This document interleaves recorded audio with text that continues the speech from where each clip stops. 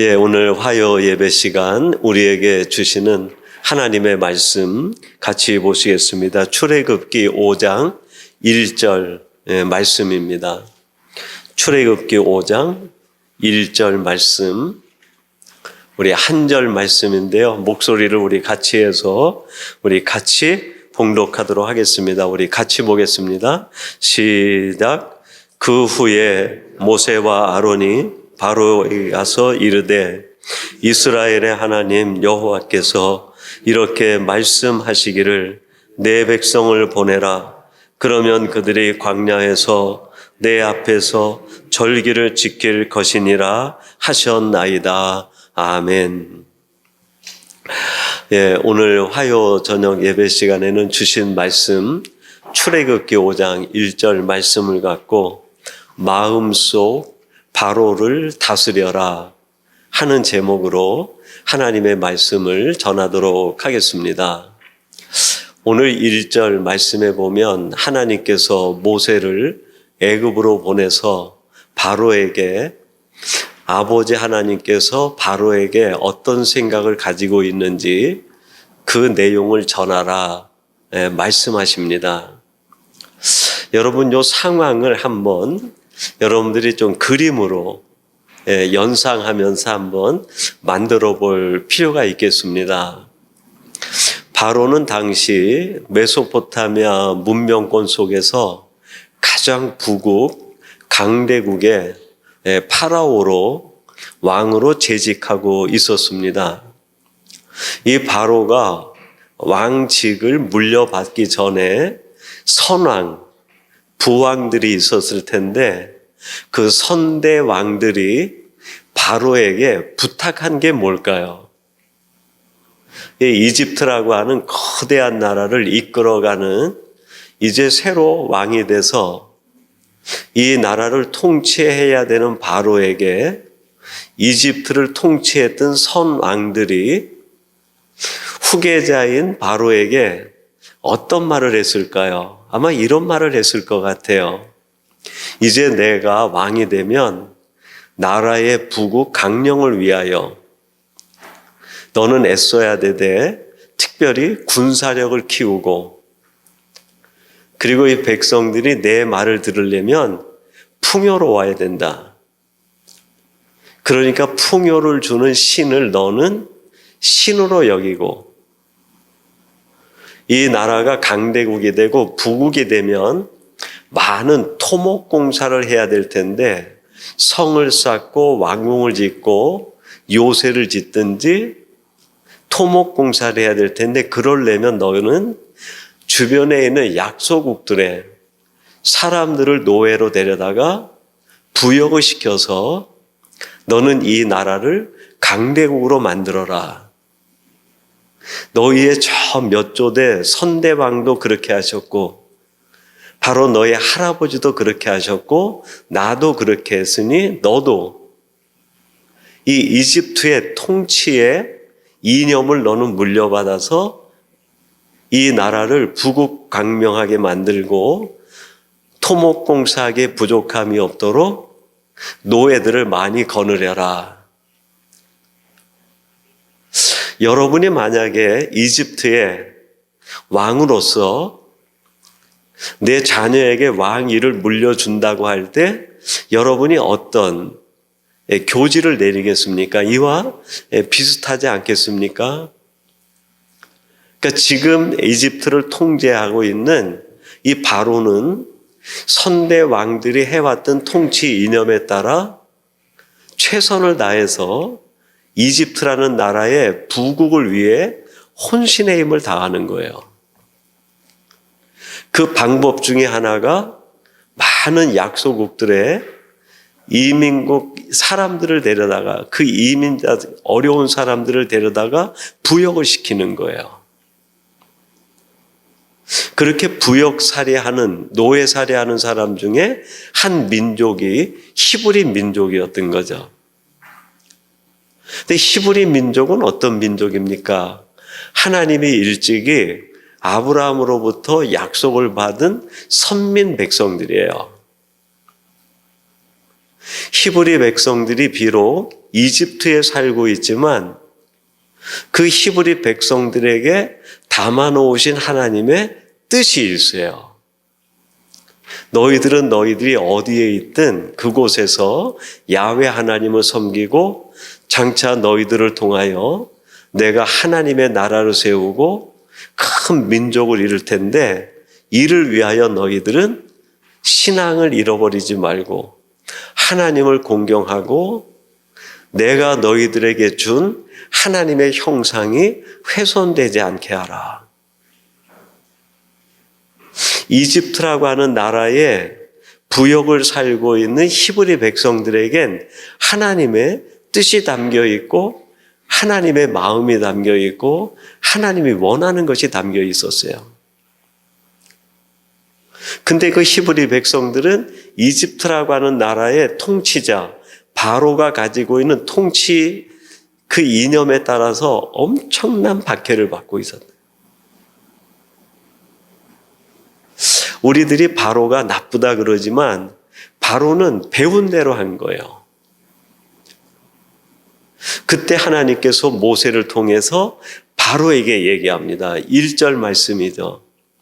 내 백성 히브리 백성들이 이제는 애굽에서 나와 나에게 예배하고 나를 경배하고 오직 그가 내 뜻을 따라 살아야 될 테니 그들을 애굽에서 출애굽시켜라 하는 말을 전한 거예요. 바로가 어떻게 반응할까요? 네, 그렇군요. 히브리 백성들은 내보내겠습니다. 그럴까요? 그렇지 않죠.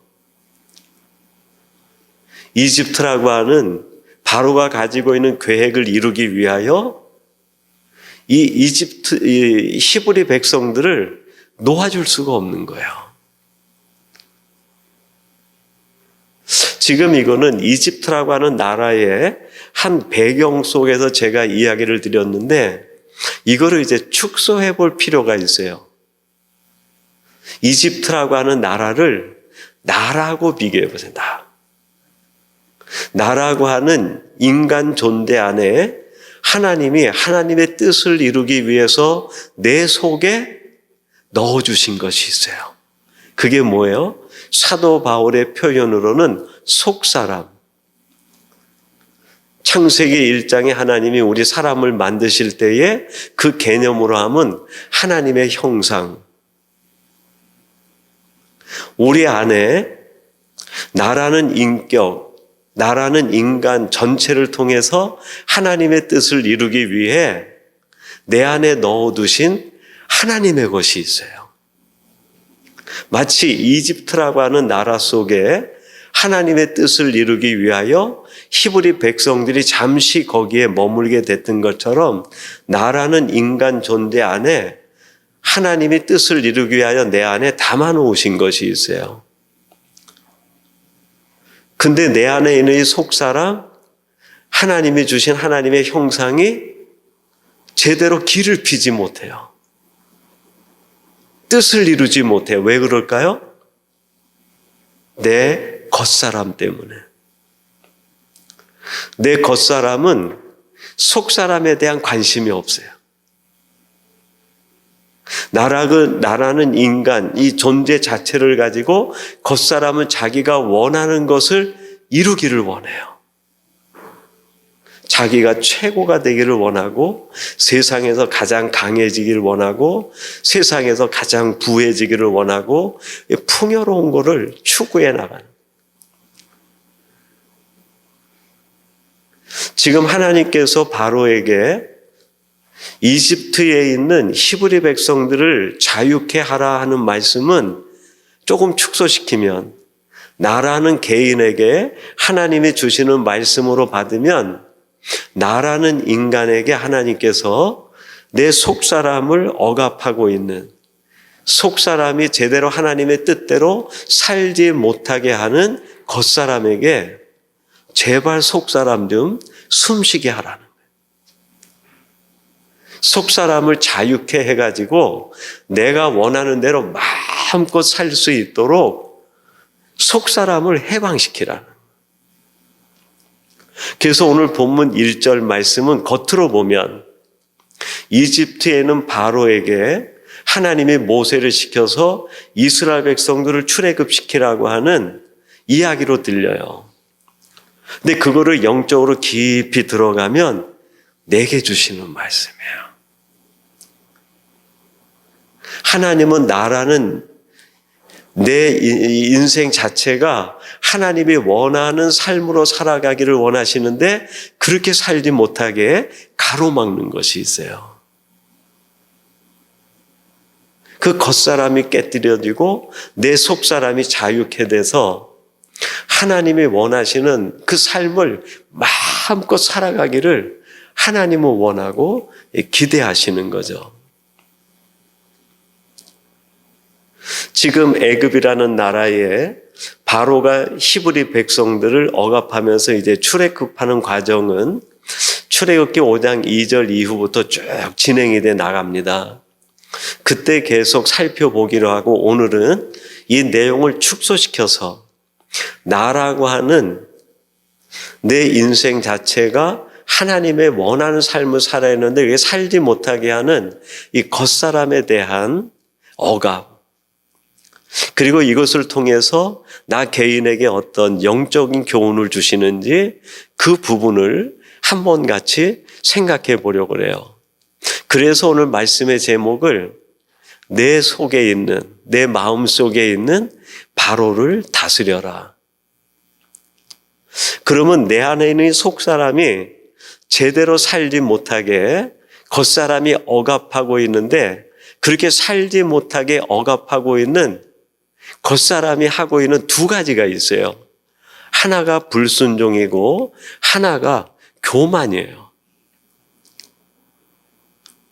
첫째 불순종은 내 안에 있는 하나님의 원하는 본성대로 살아가야 되는데 그거를 살지 못하게 만들어요. 사무엘상 15장 22절에 보면 이런 말씀이 나옵니다. 사무엘이 이르되 여호와께서 번제와 다른 제사를 그의 목소리를 청종하는 것을 좋아하신 같이 좋아하시겠나이까. 순종이 제사보다 낫고 듣는 것이 수양의 기름보다 나으니. 이 사울 왕이 왕으로 된 뒤에 아말렉 군대가 쳐들어옵니다. 근데 이 아말렉 군대는 아주 전투력이 강한 나라예요. 이제 막 왕이 된 사울이 대적하기가 상대가 되지 않을 만큼 두려운 존재였어요. 그때 사무엘이 하나님 앞에 기도하니까 하나님의 응답이 온 거예요. 이 아말렉 전투에서 사울이 대승을 거둔다는 거예요. 대승을 거두는 대신 조건이 있어요. 그게 뭘까요? 전리품을 하나도 가져오지 말라는 거예요. 근데 이 사울이 아말렉과의 전투에서 승리한 뒤에 어떻게 합니까? 전리품을 다 가져오는 거예요. 그때 사무엘이 사울에게 하는 말이에요. 하나님께서 전리품을 가지고 와서 그 전리품으로 수천 수만의 양으로 제물을 드린다고 해서 하나님이 그걸 기뻐하시겠습니까? 하나님이 원하시는 것은 순종 아닙니까? 순종이 번제로 수천 수만의 제사를 지내는 것보다 훨씬 낫고 듣는 것이 수양의 기름보다 낫습니다. 왜 왕이 어리석게 순종을 하지 못하고 불순종했습니까? 결국 사울 왕이 하나님의 사람답게 살지 못하게 하는 그를 억압하는 것이 불순종이었어요. 불순종이 계속 사울 왕을 누르고 눌러서 그 속에 있는 하나님의 원하는 뜻이 살아내지지를 못하는 거예요. 순종이란 저는 그렇게 생각해요. 주님이 하나님이 내 앞에 이렇게 가시면 나는 그 뒤에서 하나님을 너무 앞으로 넘어가지도 않고 너무 멀리 떨어지도 않고 적당한 보폭을 유지하면서 천천히 따라가는 것이 그게 순종이다. 그 제프리 노먼이라는 분이 있는데 그분이 산악 전문 등반가예요. 그분이 평생 등반을 했던 그 경험들을 책으로 만들었어요. 그리고 책 제목이 딸과 함께 오르는 산이에요. 딸과 함께 오르는 산. 이 제프리 노먼은 등반 전문가니까 뭐 산을 타면은 뭐 거의 그냥 쫓아올 사람이 없을 정도로 속력을 내서 산을 타는 거죠. 근데 딸은 한 번도 산을 타보지 않은 거예요. 아버지와 함께 이제 산을 오르는데 아버지는 뭐 씩씩하게 정말 힘있게 나가죠. 근데 딸이 제대로 따라오지를 못하는 거예요. 한 번은 옆에 있는 사람이 빨리 가면 그를 따라서 막 쫓아갔다가 또 지치면은 쉬고 또 다른 사람들이 올라가면 또 쫓아가고 그거를 몇 번 본 다음에 아버지가 그 딸에게 그렇게 얘기해요. 얘야, 산을 오를 땐 그렇게 하지 말고 아빠가 가면 아빠 뒤에 따라오면서 내 보폭을 유지하면서 천천히 한 발 한 발 따라오면 돼. 내 옆에 그냥 막 나를 제끼고 속력을 내서 올라가는 사람들, 그런 사람들하고 비교하지 말고 아빠 뒤를 따라서 내가 할 수 있는 페이스대로 한 걸음 한 걸음 따라오면 산은 정상에 오르게 돼 있어. 그래서 그 딸이 이제 아빠 뒤를 보면서 천천히 올라갑니다. 그리고 마침내 산 정상에 오르는 거예요. 저는 성도들의 신앙생활, 순종의 삶이란 이런 것이 아닌가 그런 생각이 들어요. 내 옆에 있는 사람들이 신앙생활 어떻게 하는지 그거 신경 쓰지 마세요. 100m 달리기 하듯이 달리든지 느릿느릿 가든지 그거 신경 쓰지 마시고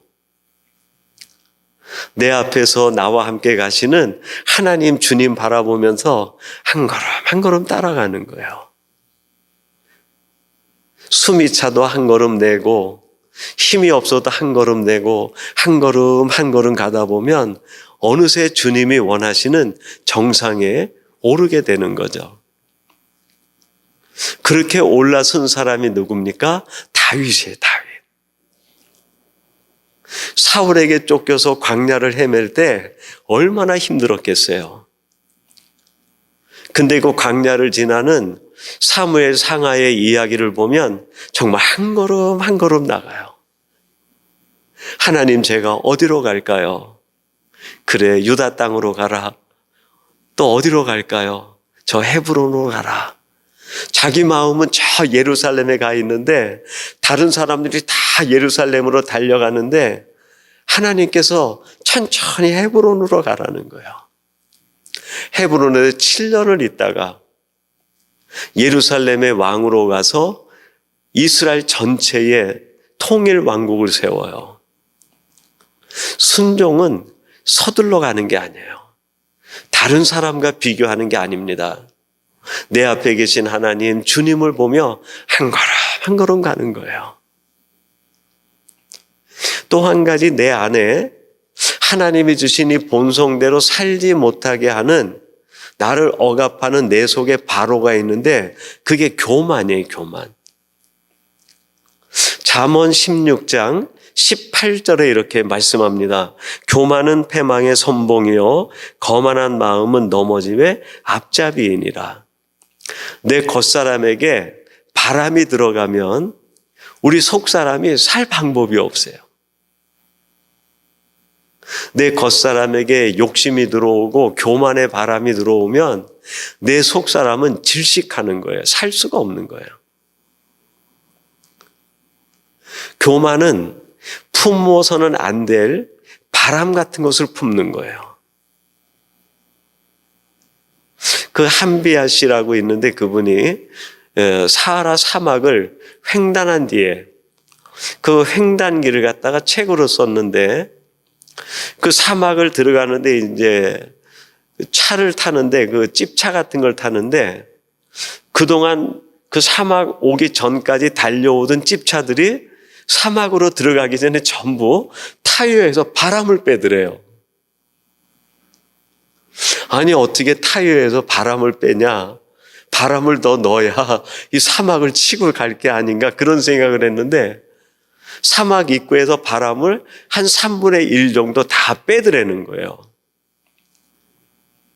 너무 궁금해서 왜 바람을 뺍니까? 그랬더니 사막을 지날 때는 바람을 빼야 이게 차가 모래를 지나가도 모래 속에 바퀴가 빠지질 않는다는 거예요. 그러면서 한비아 씨가 나중에 그런 얘기를 해요. 힘들고 어려운 일이 오고 고난의 광야와 사막을 만나면 바람을 빼야 된다. 내가 가진 헛된 욕심들과 내가 하고자 했던 모든 것들, 그 바람을 빼야 된다. 여러분, 우리가 신앙생활할 때 뭔가 신앙생활은 열심히 함에도 불구하고 채워지지 않는 것 같은 느낌이 들 때 있어요. 뭐가 채워지지 않는 걸까요? 내가 가진 욕심이 너무 크면 하나님이 아무리 부어주셔도 채워지는 것 같지 않아요. 근데 내가 욕심의 바람을 빼고 교만의 바람을 빼면 매 순간에 하나님이 넉넉히 채워주시는 게 느껴져요. 우리 안에 있는 속사람, 하나님이 주는 본성이 본성대로 살아가기 위해선 그거를 억누르는 두 가지를 제거해내야 돼요. 하나가 불순종이고 하나가 교만이에요. 그리고 하나님께서 지금 이 이집트라고 하는 나라의 바로에게 히브리 백성들을 출애굽시키라고 하는 것은 하나님의 것을 찾으시겠다는 거예요. 내 것을 찾겠다는 거예요. 마찬가지죠. 하나님이 오늘 우리에게 말씀하실 때 우리 안에 하나님의 것이 있어요. 그 하나님의 것을 하나님이 찾으시겠다는 거예요. 도대체 우리 안에 있는 하나님이 찾으시기 원하시는 두 가지가 있는데 그게 뭘까요? 첫째는 시간이에요, 시간. 내가 태어나는 순간부터 나는 어떤 존재가 돼요? 시간적 존재가 돼요. 그리고 그 시간이 다 끝나면 내가 인생을 마감하는 거예요. 그러니까 나의 일생은 다른 말로 표현하면 시간이라 할 수 있어요. 이 시간은 내 것이 아니에요. 근데 많은 사람들이 시간을 내 것인 양 사용합니다.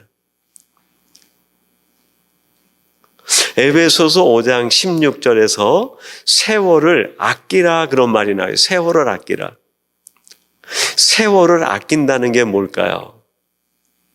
그거를 신약 성경 주석가들은 아낀다라는 말이 헥사고라조라는 헬라어인데 그게 건져낸다 그런 뜻이라고 그랬어요. 건져낸다.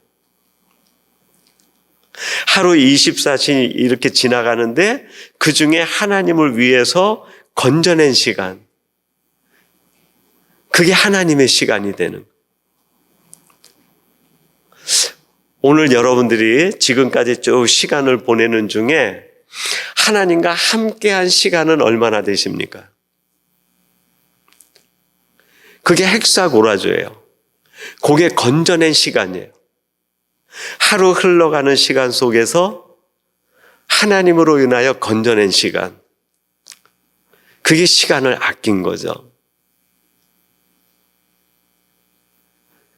시간은 내 게 아닌데 우리들이 시간을 너무 내 것처럼 사용을 해요. 오래전에 나온 그 베스트셀러 가운데 선물이라고 하는 제목의 책이 있어요. 그게 영어 제목으로는 프레젠트라고 하는데 그 현재라고 하는 그 단어가 오늘이라는 시간의 의미가 있잖아요. 하나님이 우리에게 오늘이라는 시간을 주면 그 오늘이라는 시간은 하나님이 기대 가운데 우리에게 주는 선물이에요. 어제는 내가 비록 이렇게 살았지만 내가 너에게 오늘이라는 그 시간을 선물로 주며 오늘은 어제와는 바르게 살겠지라고 생각해서 하나님이 선물로 주신 거예요. 근데 그 선물로 주신 시간을 우리는 또 어떻게 씁니까? 하나님과 함께하는 건져내는 시간이 아주 조금이고 나머지는 다 내가 원하는 대로, 내가 필요한 대로 사용을 해요. 물론 우리들이 쓰는 그 시간 자체가 하나님의 은혜를 생각하면서 하나님이 주시는 그 시간을 어떻게 내가 활용할까 생각하면서 사용한다고 하면 그 24시간 전체가 하나님께 드려지는 시간이 되겠죠. 근데 하나님에 대한 생각 없이 하루가 그냥 흘러갔다고 하면 그 하루보다 허무한 그 날이 어디 있겠습니까? 하나님이 우리에게 찾으시고자 하는 것이 있어요. 그게 바로 시간을 하나님은 찾으시겠다는. 그 시편 90편 12절에서 모세가 이렇게 시를 지어서 이야기했습니다. 우리에게 우리날 계수함을 가르치사 지혜로운 마음을 얻게 하소서. 우리의 날을 계수함을 가르쳐서 내게 있는 인생이 헛된 인생으로 끝나지 않도록 하나님이 원하는 대로 시간을 잘 사용할 수 있도록 지혜를 달라고 기도하고 있는. 여러분, 시간은 내 것이 아니라 하나님의 것이에요. 그 하나님의 시간을 내가 하루 살아갈 때 얼마만큼 내가 하나님과의 관계 속에서 시간의 의미를 가지고 살아가는지 돌아볼 필요가 있습니다. 그렇지 않으면 우리의 시간이 얼마나 신속히 지나가는지 몰라요. 모세가 뭐라고 말합니까? 시간이 가는데 날아가는 것 같다는 거예요. 날아가는 것 같다. 얼마 전에 제가 몇 분 우리 연세 드신 분들하고 또 집사님들하고 이렇게 대화를 하는 중에 아주 재밌는 대화를 했어요. 올 한 해가 벌써 이렇게 한 달 정도 남겨두고 11달이 지나간 거 얘기하면서 너무 시간이 빠르다고 그렇게 얘기하는데 한 분이 그렇게 얘기하시더라고요. 목사님, 시간은 자기 나이 속도대로 지나가요. 그러시더라고요. 20대에는 20km로 지나가고 40대에는 40km로 지나가고 60대면 60km로 지나간다는 거예요. 여러분, 우리 시간이 얼마나 빨리 지나가는지 몰라요. 그 시간을 우리가 하나님의 시간으로 쓰기 위해선 우리의 매 순간 하나님을 생각하며 시간을 아끼는 자세가 필요합니다. 여러분들이 하나님의 청지기가 되시되 시간의 청지기가 되시기를 주님의 이름으로 축원합니다. 그리고 하나님이 또 찾으시는 것 하나가 있어요. 그게 뭘까요? 은사예요, 은사. 하나님은 하나님의 사람들에게 저마다에게 꼭 맞는 은사를 다 맡겨주셨어요. 마태복음 25장에 보면 달란트 비유가 나와요.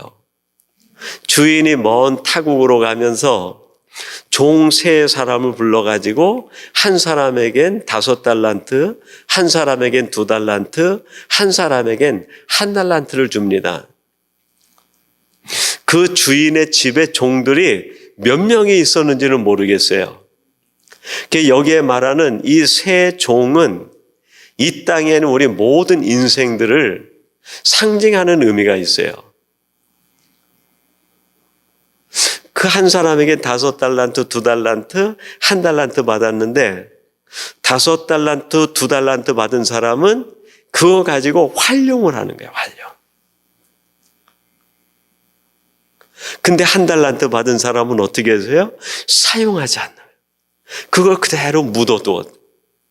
주인이 돌아와서 이야기합니다. 얘들아, 내가 너희들에게 준 그 달란트 은사를 어떻게 사용했니?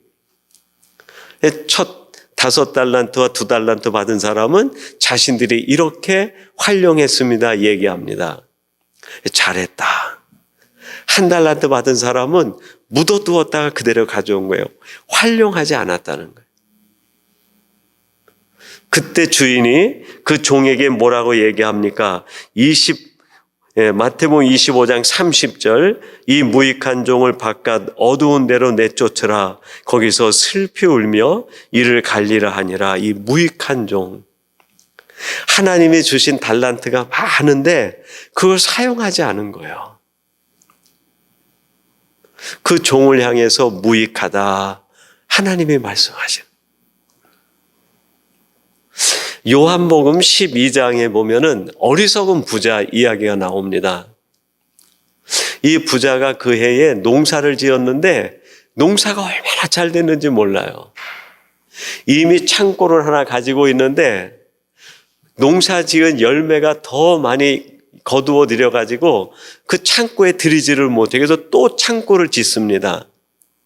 그래서 지은 농작물을 거기에다 가득 채워둔 거예요.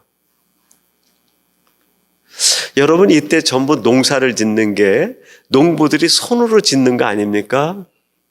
지금이야 기계 영농을 하지만 이때는 농부의 땀방울이 결국 열매로 바뀌는 거 아닙니까?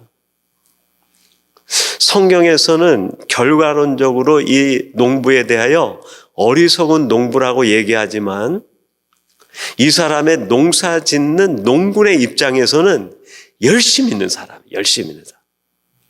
다른 사람이 씨를 뿌려가지고 한 배의 열매를 거둘 때 이 사람은 얼마나 열심히 했는지 농작물이 풍족해진 거예요. 다른 사람보다 더 많이 더 열정적으로 농사를 지은 거예요. 열심히 했으면 하나님이 너 참 열심히 했다. 칭찬해야 되는 거 아닙니까? 근데 그렇게 창고 2개 지어서 열매를 가득 넣어놓은 그 농부를 향해서 주 하나님께서 하시는 말씀이 뭡니까? 이 어리석은 자여. 오늘 밤에 내가 내 영혼을 찾아가면 이 모든 것이 네 것이 되겠느냐? 하나님의 생각은 뭘까요? 하나님의 생각은 열심히 하는 것도 중요하지만 잘하는 게 중요한 거예요. 잘한다는 것은 은사를 잘 활용하는 거예요. 5달란트, 2달란트 받은 사람은 잘한 거예요. 내가 잘하였도다.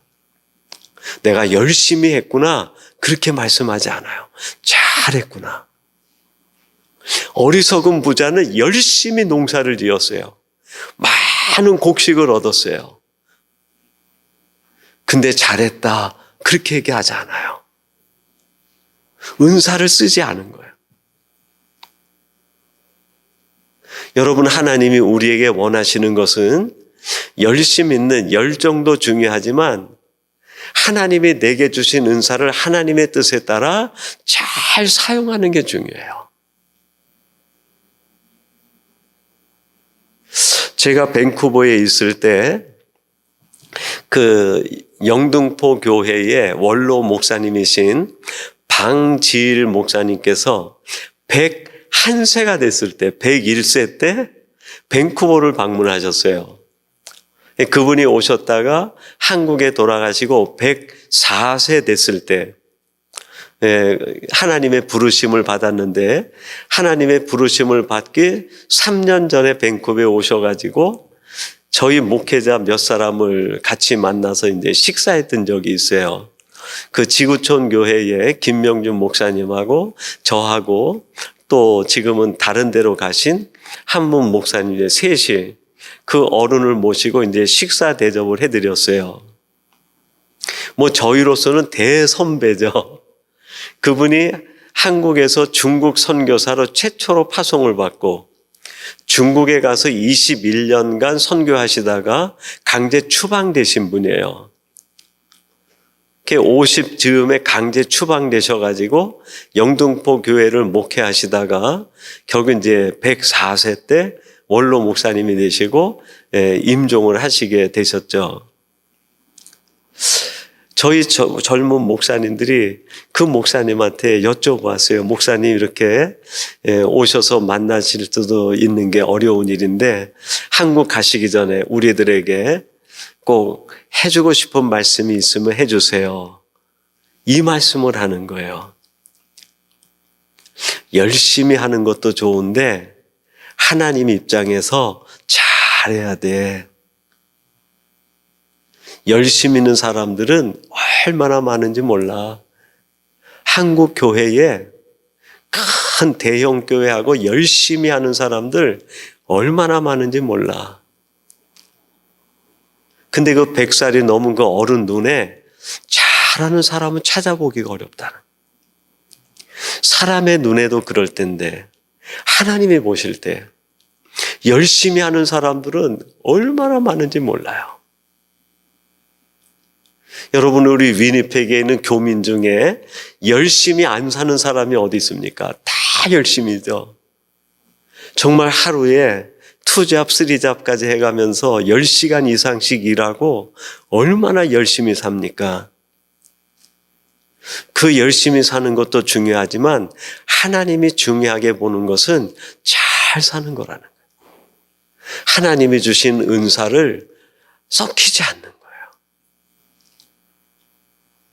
그 방지일 목사님이 104세 임종하기 바로 전에 유언으로 남긴 말씀이 있어요. 그 유언이 나는 닳아서 없어지기를 원합니다.